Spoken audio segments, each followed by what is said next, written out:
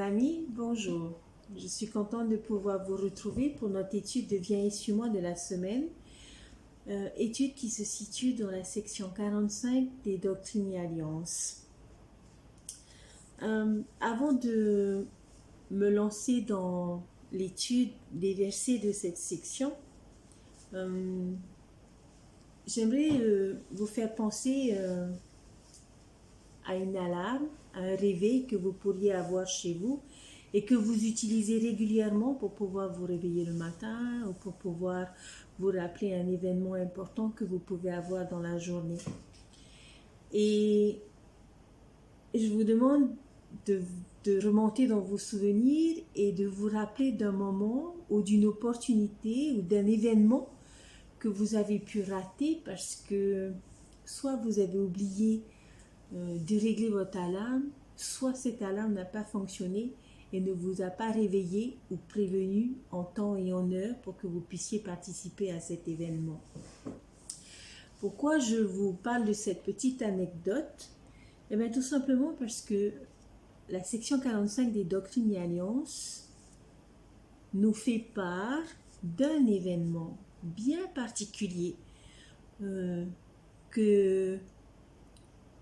pour lequel nous devrions régler nos alarmes, régler nos réveils, de manière à être prêts, de manière à être réveillés au moment où cet événement se produira. Et cet événement, nous le découvrons dans la section 45 et notamment dans le verset 16 qui dit ceci. Et je le montrerai clairement comme je l'ai montré à mes disciples lorsque je me tenais devant eux dans la chair et que je leur parlais en disant, puisque vous m'avez interrogé concernant les signes de ma venue, le jour où je viendrai dans ma gloire dans les nuées du ciel pour accomplir les promesses que j'ai faites à vos pères. Comme vous l'avez bien entendu, l'événement dont il est question dans la section 45 des Doctrines et Alliances est l'événement de la seconde venue de notre Sauveur. Mais avant de pouvoir étudier les différents aspects de cet événement, j'aimerais attirer votre attention sur le premier mot de la section 45. Le premier mot est « écoute ». 3 lignes plus bas, on nous dit « écoute et prête l'oreille ».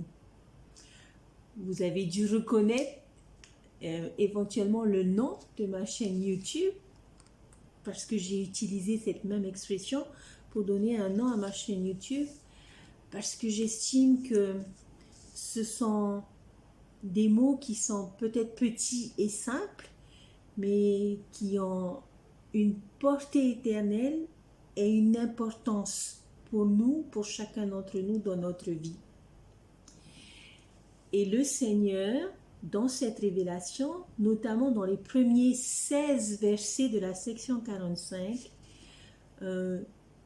nous répète à plusieurs reprises « écoute et prête l'oreille ». Alors, pour pouvoir commencer cette étude de Doctrines et Alliances, avant de pouvoir entrer dans le vif du sujet, c'est-à-dire la venue de notre Sauveur, j'aimerais que l'on découvre ensemble les raisons pour lesquelles nous devons écouter et prêter l'oreille. Alors nous allons aller dans le premier verset que nous avons commencé à voir et à lire et qui nous dit ceci. Écoute et prête l'oreille à celui qui a posé les fondations de la terre, qui a fait les cieux et toutes leurs armées et par qui a été fait tout ce qui a la vie, le mouvement et l'être. L'une des raisons pour laquelle nous devons écouter notre Sauveur est tout simplement parce qu'il est notre Créateur. Pourquoi est-ce important de le savoir? Parce que nous avons besoin de prendre conscience et de savoir que celui qui nous a créés, celui qui nous connaît parfaitement, est en mesure de nous aider dans notre vie. Celui qui connaît nos faiblesses, celui qui connaît nos pannes physiques ou nos pannes spirituelles est en mesure de nous donner les solutions pour régler ces pannes physiques et ces pannes spirituelles parce qu'il nous a créés, parce que nous sommes l'œuvre de ses mains. Et parce que nous sommes l'œuvre de ses mains, alors nous pouvons lui faire confiance et savoir que ce qu'il a à nous dire, ce qu'il peut nous enseigner, sera juste et bon pour nous. Au verset 2, il est dit, je le dis encore, écoute ma voix, de peur que la mort ne vous surprenne à l'heure où vous n'y pensez pas. L'été sera passé et la moisson finie, et votre âme ne sera pas sauvée. Ce verset nous enseigne combien il est important d'écouter, car le fait de ne pas le faire peut apporter de terribles conséquences et notamment nous apporter du regret et de la tristesse. Et nous le développerons un peu plus tard dans notre étude de la section 45. Maintenant, j'aimerais lire les versets 3 à 5. Écoutez celui qui est l'avocat auprès du Père, qui plaide votre cause devant lui, disant, Père, vois les souffrances et la mort de celui qui n'a commis aucun péché, en qui tu te complaisais. Vois le sang de ton Fils qui a été versé, le sang de celui que tu as donné, afin que toi-même tu sois glorifié. C'est pourquoi, Père, épargne ceux-ci mes frères qui croient en moi, afin qu'ils viennent à moi et qu'ils aient la vie éternelle. Ces versets sont juste magnifiques et je pourrais dire une belle plaidoirie en notre faveur. On dit souvent de notre Sauveur Jésus-Christ qu'il est notre avocat auprès du Père. Qu'est-ce qu'un avocat? Un avocat est une personne qui nous assiste et qui nous représente lors d'un jugement, qui défend nos intérêts, qui défend notre personne, qui défend nos biens de manière à pouvoir obtenir ce que nous souhaitons obtenir. C'est exactement ce que fait le Sauveur pour chacun d'entre nous. Il nous connaît parfaitement, comme un avocat doit connaître parfaitement son dossier. Et il est en mesure de pouvoir prendre notre défense auprès du Père. Je ne pense pas que ce soit dans l'objectif de convaincre notre Père Céleste de qui nous sommes, de ce que nous avons fait ou pas fait. Mais il est là pour rappeler à notre Père Céleste qu'il a accepté de porter nos fardeaux, de payer notre dette à travers son sacrifice expiatoire. Et c'est pour cette raison qu'il est notre avocat auprès du Père, parce qu'il est en mesure d'apporter toutes les preuves, tous les témoignages qui vont nous permettre d'être sauvés et de mériter notre place dans le royaume de notre Père Céleste. Il y a une écriture que j'aime beaucoup, qui se trouve dans de Néphi, chapitre 2, les versets 8 et 9. Et voici ce qu'il est dit. C'est pourquoi il est très important de faire connaître ces choses aux habitants de la terre, afin qu'ils sachent qu'il n'y a aucune chair qui puisse demeurer en la présence de Dieu, si ce n'est par les mérites et la miséricorde et la grâce du Saint-Messie, qui donne sa vie selon la chair et la reprend par le pouvoir de l'Esprit, afin de réaliser la résurrection des morts étant le premier à ressusciter. C'est pourquoi il est les prémices pour Dieu, puisqu'il intercédera pour tous les enfants des hommes, et ceux qui croient en lui seront sauvés. Une merveilleuse écriture pour nous enseigner le rôle de notre Sauveur Jésus-Christ en tant qu'avocat pour chacun d'entre nous auprès du Père. Et je peux vous assurer, chers amis, que si vous faites l'effort de suivre et d'écouter les conseils de cet avocat qui est notre Sauveur, nous pouvons gagner notre place dans le royaume de notre Père Céleste. Et contrairement à n'importe quel avocat que je ne remets pas en question quant à leur engagement, mais celui-là, particulièrement, nous défendra parce qu'il nous aime d'un amour pur et d'un amour sincère.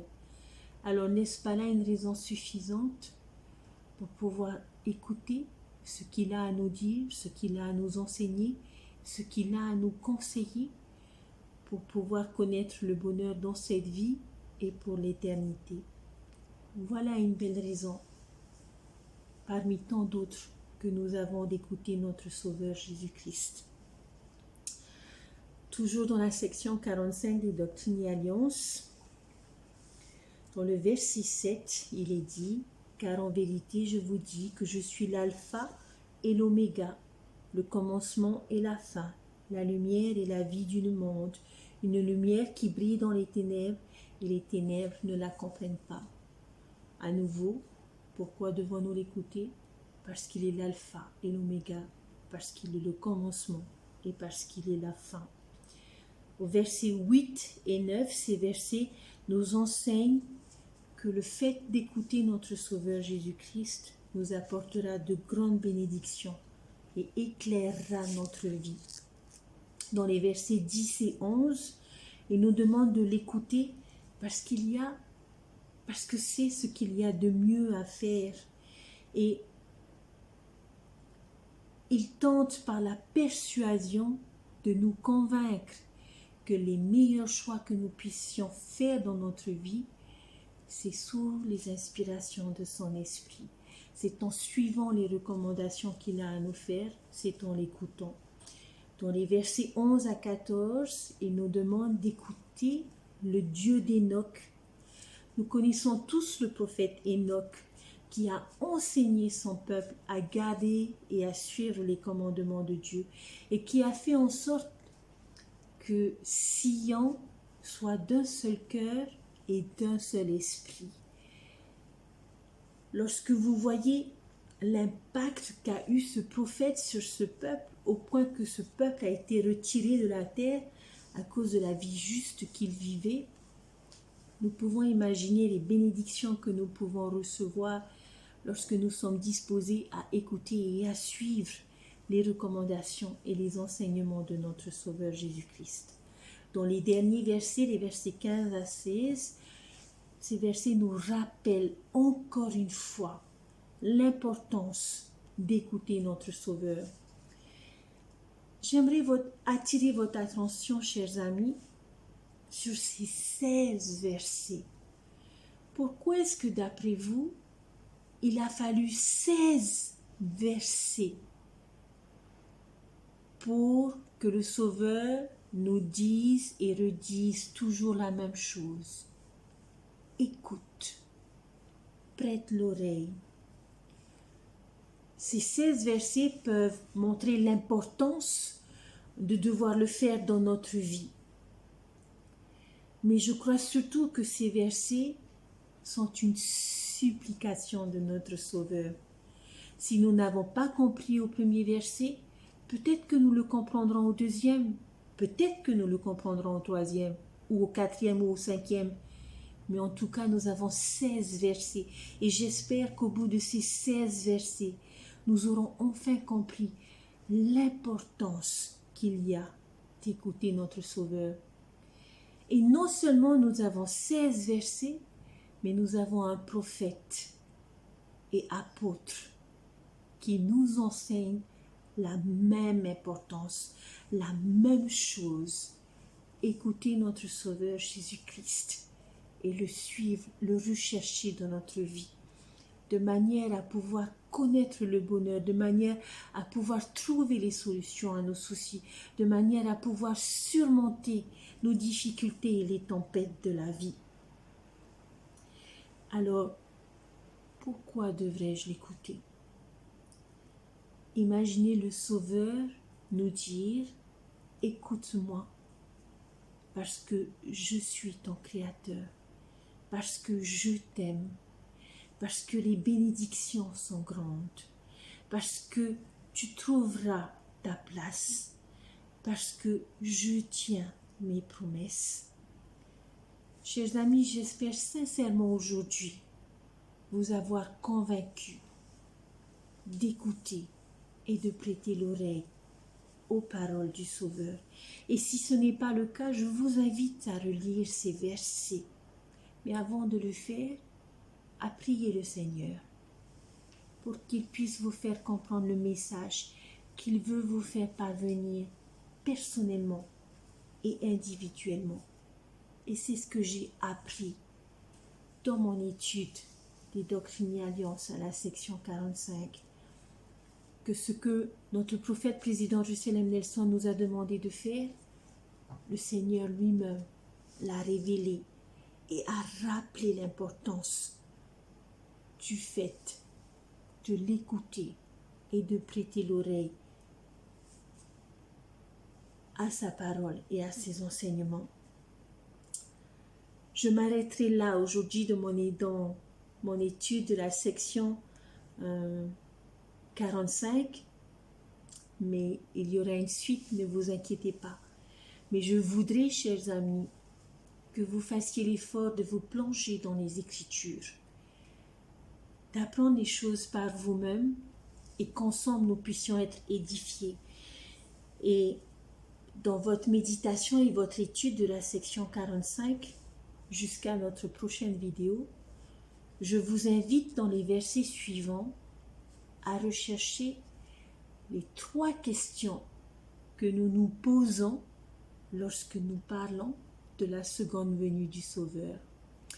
Je vous retrouve bientôt pour pouvoir discuter de ces 3 questions. En attendant, je vous souhaite une belle journée ou une belle nuit selon le moment où vous verrez cette vidéo et je vous dis à bientôt.